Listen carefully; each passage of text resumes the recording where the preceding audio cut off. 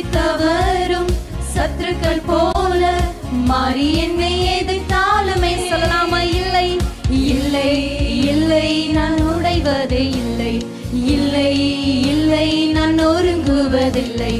இல்லை இல்லை, நான் உடைவதே இல்லை. இல்லை இல்லை, நான் நொறுங்குவதில்லை. இயேசு என்னோடுதான், இயேசு என்னோடுதான். நீங்க சொல்லலாமா? இயேசு இயேசு என்னோடுதான், இயேசு என்னோடு. வாக்குத்தத்தம் வாக்குத்தத்தம் செய்தவர்